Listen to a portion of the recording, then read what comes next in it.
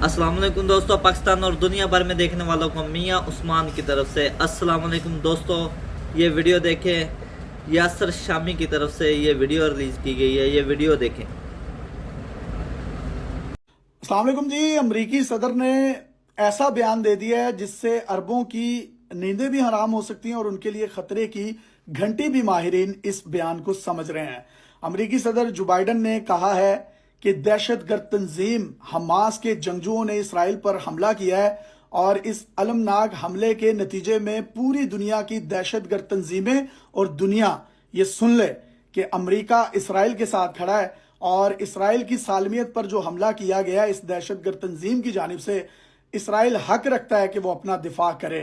और इसने तंबीह की है मुसलमान कंट्रीज को और इसराइल के जो हरीफ ममालिक हैं, दुश्मन ममालिक हैं, उनको कहा है कि वो इस सूरत हाल से फ़ायदा उठाते हुए इसराइल के खिलाफ किसी भी प्लानिंग या किसी भी इंतहाई कदम की तरफ ना वो बढ़ें।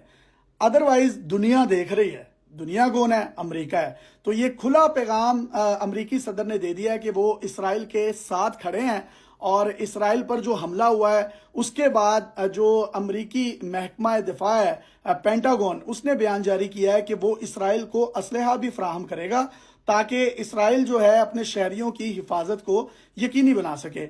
ये हमास के जंगजू जब दाखिल हुए तो आप ये बाढ़ देखिए अपनी स्क्रीन पर, ये एक बॉर्डर एरिया जो कि बॉर्डर बनाया गया है इसराइल और गजा के दरमियान, वो इसको तोड़ते हुए इसराइल में दाखिल हुए। उसके बाद शहर में जाकर इनके पुलिस के साथ मुकाबले हुए हैं जिसमें इसराइली पुलिस के कुछ अहलकार जो हैं उनको गोलियां भी लगी हैं, जिनको दूसरे पुलिस अहलकार उठा रहे हैं और उठाकर दूसरी तरफ लेकर जा रहे हैं। और ये जंगजू शहर में जो है अपनी गाड़ियों पे असलहा बरदार होकर एंटर हुए और उसके बाद इनके साथ जो है खाना जंगी स्टार्ट हो गई। ये भी आप फुटेज देखें अपनी स्क्रीन पर जिसमें तकरीबन 100 के करीब फौजियों को इन्होंने यरगमाल बनाया और उनको फेंटी लगाते हुए वहां से निकाल कर लेकर गए हैं और दोबारा गजा में, और गजा में जाकर इन्होंने एक जो सुरंगें होती हैं उसमें इनको छुपा दिया है।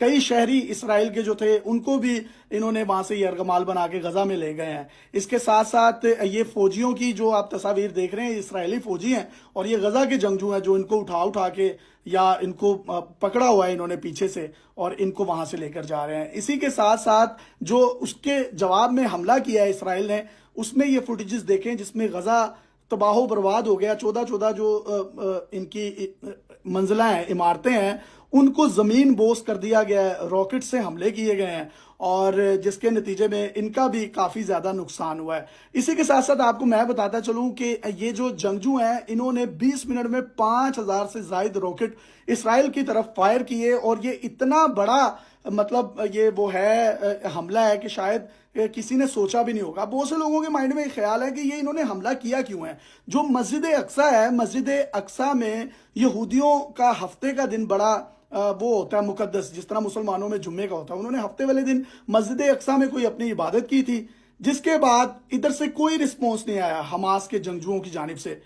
इन्होंने प्लानिंग की और 3 जगहों से इनको घेरा इसराइल को, जमीन से, फिजा से और उसके बाद समंदर से इस पर हमले किए गए।